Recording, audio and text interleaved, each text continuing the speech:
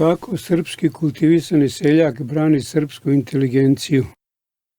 Sad ću vam reći jednu vrlo važnu stvar. Jedan intelektualac je korisniji živ nego mrtav.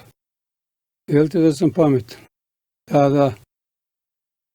Ako pogineš u zbunjivanju mase koja malo ili ništa shvata, to jest kojoj nije toliko dozlagrdilo da se pokrene sama, kao onda rumunska, onda ne razumeš dijalektiku po kojoj je sve u pravo vreme.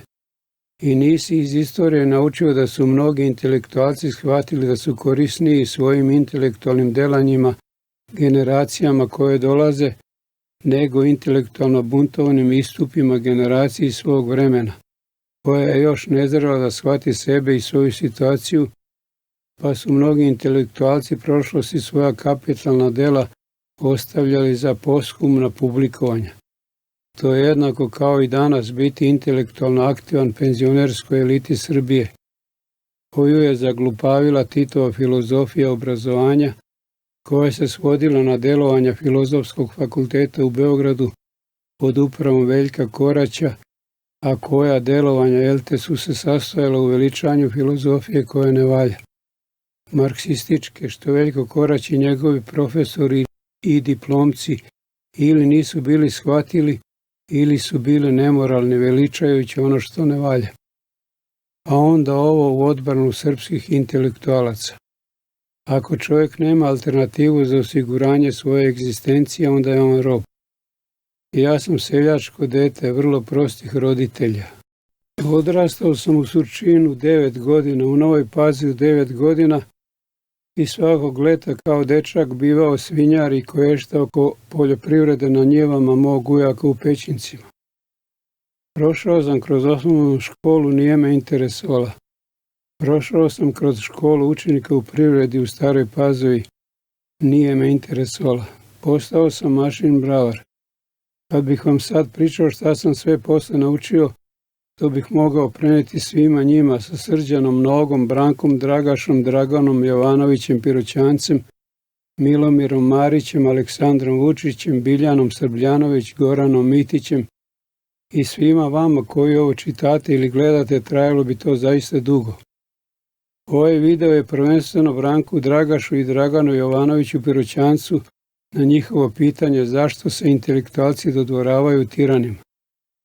Moj stav kultivisanog seljaka je bio ovaj. Zašto ja da se borim protiv Slobodana Miloševića kad ja nikad nisam ni bio oduševljen njime, nisam ga birao da me vodi, nisam ga birao da me predstavlja i nije mi trebao. Moj stav kultivisanog seljaka je sada ovaj. Zašto ja da se borim protiv Aleksandra Vučića kad nikad nisam ni bio oduševljen njime, nisam ga birao da me vodi, nisam ga birao da me predstavlja i ne treba mi.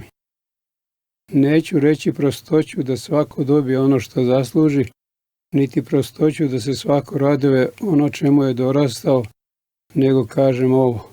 Ako bih se ja sada kao kultivisani seljak izjašnjavao protiv nekog nazovi političara, lopova, manipulatora, bila bi to velika glupost, jer to nikad nije borba protiv političara, lopova, manipulatora, nego je to borba protiv onih koji mu na izborima, bez obzira na to za koga glasaju, daju oružje i municiju da manipuliše. Ako je neko zaista političar, lopov, manipulator, svaki glasač ima mogućnost da to sebi sabere ili oduzme kroz razne pokazatelje i postavi se glasanjem za političara, lopova, manipulatora u položaj da bude dalje od njega kecan ili da ga ignoriše dok ne stekne poverenje u pošteno brojanje glasova na političkim izborima. Prema tome neću nikom ni da kažem nemojte izaći na izbore. Glavna stvar je ovo. Srbi su bili oni koji se sada izjašnjavaju kao Crnogorci, Srbi su bili i oni koji se sada izjašnjavaju kao Bošnjaci, Srbi su bili i oni koji se sada u Dubrovniku izjašnjavaju Hrvatima. Znači nemam poverenja u Srbe, pa neću ni da se kao kultivisani seljak izjašnjavam protiv nekog Srbina, kojeg Srbi čas hoće, čas neće. Ako želiš biti aktivan intelektualac u Srbiji, moraš prvo raščistiti sa tim kome, čemu, kako i zašto. pa onda postati važan, poznat, materijalno nezavistan, kao Branko Dragaš, Dragan Jovanović Perućanac, Biljana Srbljanović, da bi smeo govoriti, jer je onima koji bi Branka Dragaša, Dragana Jovanovića Perućanca, Biljanu Srbljanović, Srđana Noga radije sahranili nego hranili, jeste politički vrlo štetno ubiti ih. A nekog kultivisanog seljaka ili kućnog intelektualca učutkati je za političku upravu izabranu od nekultivisanih seljaka, radnika i nazovi intelektualaca vrlo lako i bezopasno. Zato stvarni srpski intelektualci puštaju srpsku nekultivisanu masu da bira one koje prepoznaje kao svoje. Ne ljutite se ni na urednike zadruga i farmi, jer ne profiliraju mediji i masu, nego masa profilira programe medija, koji moraju da rade po ekonomskom zakonu ponude i potražnje. Urednici i finansijeri medija znaju da je kultivisanje mase zadatak političke uprave, koja je onakva kakva je i masa koja ju izabere. Onda urednicima i finansijerima medija ostanu na raspolaganju 3 varijante poslovanja. Ili da služe političkoj upravi, ili da služe prostacima, što mu nekad dođe na isto, ili da zatvore radnje. Ako vi sada budete meni rekli da sam kukavica, ja ću vam reći da je to tačno. Ali ću vas podsjetiti i na to da Julian Assange i Edward Snowden nemaju decu.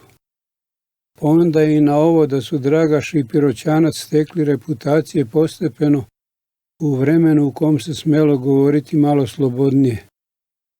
Biljana Srbljanović od Evrope bila oberučke prihvaćena kao kritičar političkog sistema Slobodana Miloševića. Šta je Biljana onda značila u Srbiji ne znam, ali je Sloba znao da ne sme da je dira.